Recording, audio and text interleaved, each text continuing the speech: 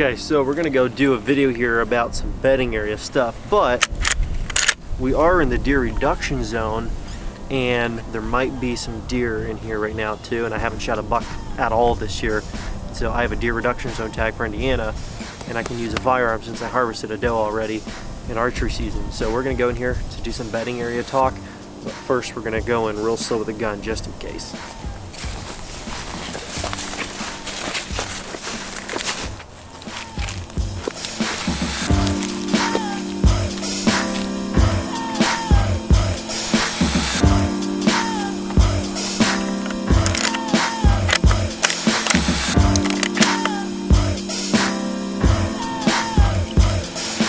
Okay guys, so first off, welcome back. It's been forever, or more like welcome me back. I haven't been on this channel in a long time on Brotherhood Outdoors, so I'm gonna talk to you guys a little bit about what I've been working on though, because I'm gonna try to get back in the swing of things. And today we're gonna be talking about bedding areas and what I do to create a bedding area that isn't necessarily specific to a buck or a doe. Generally, like the ones I'm gonna show you, are more doe specific, and then I'll show you a more buck specific bedding area in just a minute. And just to be clear, yes, my gun is now unloaded.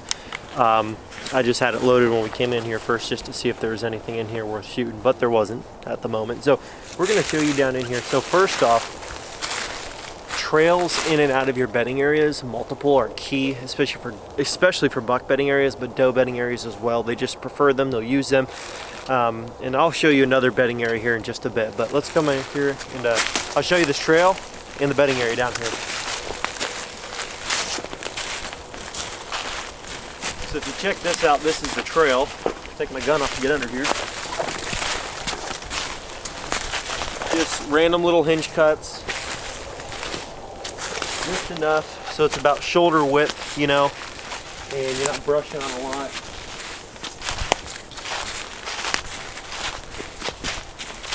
Come down in here, and again, the brush is about 5'6", 5'10" off the ground for the most part to the entrances, and then the brush can be, it doesn't have to be super low, it doesn't have to be super high, but this is just kind of like a natural area that had a bunch of limbs growing down here, and we kind of trimmed them out so that the deer can utilize this to get in and out. And not only is it important to have it to where the deer can walk in and out, you want to make sure it's just high enough to where if a deer had to bound out real quick, if there's a coyote coming up on them or you coming up on them, these deer have to be able to feel comfortable so that if they're bedded here, they know if they have to, they can jump and bolt out and they don't have to worry about running into brush and sticks and getting stuck. As soon as the deer has to run from a predator and they get tangled up in crap and they feel like it's not safe for them to do that over and over, they won't bed there much more because they won't feel safe being able to exit the area. And if you look at this here, I've got an exit where we just came in. It's already being used a little bit by all kinds of game, but there's an exit going out right up there. It kind of is a path. I'll just show you here.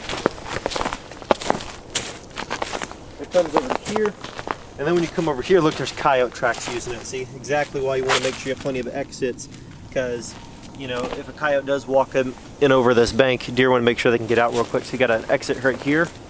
You got another one right over here.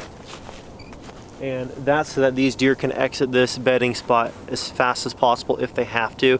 And they have multiple options. And they also have one that kind of just goes straight up through the thick stuff over here. Now we're going to show you the next one down over here.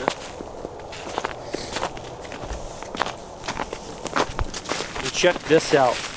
This too is a good representation of what can happen when the deer use these. Look, this thing is all ripped up. This is probably from more like October, because you can see it's starting to grow back a little bit. These are super fast growing. Honeysuckle grows super fast, but you can see all this fresh tore up bark. This is just early archery season. But if you just look here where I'm walking, another path. Again, shoulder width, so you can walk through, a grown man can walk through. And the why I say shoulder width, the reason I say shoulder width is because, for example, if you're trying to get a mature buck to be able to maneuver through here, think about shoulder width. You know, you're looking at 15 to 22 inch spread deer, which is a really big deer around here. You want that size of deer to be able to get through here if they choose to. Even though this is a doe bedding area, you don't want to discriminate against bucks if they do happen to get through here. Maybe they, for some reason, like this area and they keep the does out and they kind of keep it to themselves. You still want it to be able to be used for that purpose as well. Coming in here, we've got another area where the deer can bed. We've got hinge cuts over top. This happens to just be structure here that we didn't put here, that tree falling down, but we did do the hinge cuts. We did a hinge cut down over here. Again, the cover for this location, hinge cuts can be used for many different things. For this location, it's to create a canopy so the deer kind of feel like there's structure overhead, but it's plenty high out of the way. Now, if you're trying to do hinge cuts for food, that's different. You want to cut those like waist high so they can hit the ground and feed deer and also create kind of like an edge and a bunch of other stuff. It's not just for deer, but it feeds deer, turkey, all that stuff, all kinds of wild game. But for this application, this is for bedding overhead cover, just so you guys don't get confused as to why a hinge cut. This stuff. We come over here, and we've got a log here that's about 3 foot long for a backrest. That's if a deer chooses to lay with its back up against or its rear end up against that log. Here's an option. There's a down tree over here. We just left that lay. And then there's another backside log over here and another one over here. And the reason for that is it gives them wind direction options to choose from. And if you look straight ahead, there's an exit trail for a deer to bound out through if they need to. And we'll continue on our way through here. And this is a bedding area that we've had for 3 or 4 years, and the deer every year use it. You just have to come through at least every other year and just make sure there's no new trees, because all this, we hadn't been in here in 3 years, and because it's an area I'm like, oh, the deer probably use it, but it's not our #1 spot. Well, it does get used every single week. There's deer bedding in here, so we need to make sure we maintain it. I came in here and it was just a whole mess since I let it go so long. So every other year at the most, maintain bedding areas.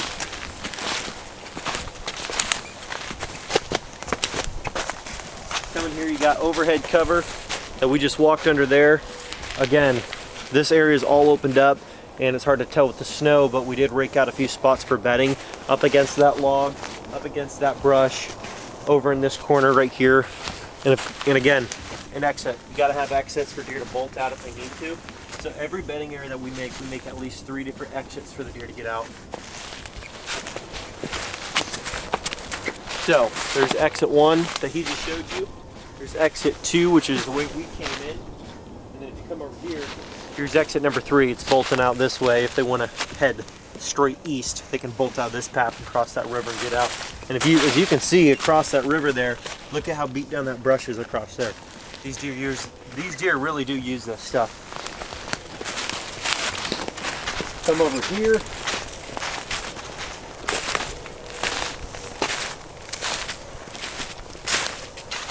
Another area right here. Exit trail straight ahead, exit trail behind. There's plenty of little gaps for deer to get out here. I didn't really feel like I needed to cut too many more holes. I mean, they can get out pretty easy through this stuff. But in some of these areas, it was so thick that if I were a deer and I was trying to bolt for my life, it was just too thick. They'd be getting tangled up. And then over here, if you want to take a, just stay right back there a little bit, I'll kind of show them like what we're looking at here. So in this location, we've got a small bedding log here. That's just what I had to work with. We've got another one here, it's a little bit bigger. And then we've just kind of got a bank on this side, so I didn't feel like I needed to make another one. But if you look in here, the deer are coming through this stuff quite a bit. This snow is fresh from yesterday, and there's already tracks going in and out on top of the snow. And then it comes out up here. Again, look at all the tracks. I mean, just tracks all over in here. And of course, that's it for that trail. And that's more of like a doe specific bedding area. We're gonna go show you that's an individual buck bedding site right now. And then coming over to here, this is one of my buck bedding areas. And actually, funny story, 3 days ago, I was gonna come over here and do some more bedding work, and it's December, so most people like don't touch bedding work in December. You know, you're gonna push all the deer to your neighbors are gonna shoot the deer, you know, don't do that. Well, around here, the neighboring property is a park, can't be hunted, and it's posted like crazy, and there's huge like legal issues if you get caught hunting that, because it's for like kids and families to go walking and playing and stuff. and that's like 50 acres of timber. And then on the other side, they are hunters. They don't have a lot of ground, but they do have a small parcel and they hunt. On the opposite side of that, the next two properties, not hunters. If you even ask them, it's like, no, we don't hunt. We don't let people hunt. If you go to the east, same thing, two properties in a row.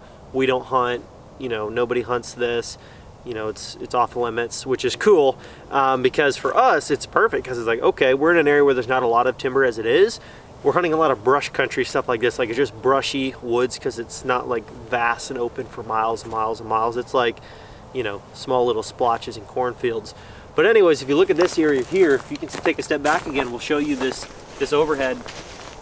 What we did here was we took this log here and we used that to our advantage as a bedding back, like a backdrop, like a back log. We did that for that side, and the reason for that is the deer can look down over this small hill. It's kind of hard to tell that it's much of a hill here, but it is up on a high point. It's the highest point over here, and the deer can look down over this side for any deer that are coming their way or any other predators or whatever. Same with over here, we did kind of like make a little mound with the leaves and stuff just to rake them all out towards this spot, so there's another option to look that way, which of course isn't a huge problem. But the main thing here is the buck tends to bed in the middle of this spot. In fact, when I was in here, the story I was trying to get at about 3 days ago is I came in here to do some more bedding work and there was a buck laying right here, but I had my gun on me because I'm like, there's fresh snow. I'm gonna see if I can follow the tracks in there so I can have an advantage on this deer. Come in here, buck's bedded right in the middle of this spot where I was expecting him, which was crazy that I got within 20 yards of him and he had no idea until, you know, I was trying to get back and forth to see exactly which deer it was before I shot, because you want to know your target before you try shooting at it. And he just stood up and he took one bound and he was gone. He was gone for me. So the reason this spot works so well, it's so effective, is I placed it between a few different things that you want to take into consideration. And if you don't have this cover, you can make it. There's a down tree right here with vines and brush. It's thick. I took all this stuff that I cut out of this area a while ago and I put it all up on this side to make it a little bit thicker. You look to your south side, you've got brush all over there, down trees, big piles. It works as like a screen. On this side, it's not like anything really down over here, but over here there's a down tree and just vines and nasty and thick. Down on this side, down trees, thick, nasty, gross. You get the idea. And the cover doesn't need to be right on top of the buck, but it does have to be fairly close. It's got to be close enough so he feels secure, but it can't be too close to where he feels cornered and unsafe and he wouldn't be able to see something approaching him. That's why he was good. Even though I got within 20 yards, which is probably closer than he would have liked me to get, I still was only within 20 yards and he was able to stand up one bound through that trail over here to my right, and then he was gone, which is exactly what you want. You want a deer to feel comfortable, like he can get in and out quick, and basically like, hey, that worked out. I was able to get out of there real quick, safe. Predator didn't get up on me and, you know, take a nip at me. Like I got in and out and he didn't get to me. So that's kind of like the main goal you want to have. You want to have comfort in terms of like the sticks and stuff removed from the bedding. You want to have cover surrounding for bucks, but you don't want them to feel like they're trapped. You know what I'm saying? Some bucks, if they get really pressured, they'll bed in the thickest, nastiest, you know, horrible stuff.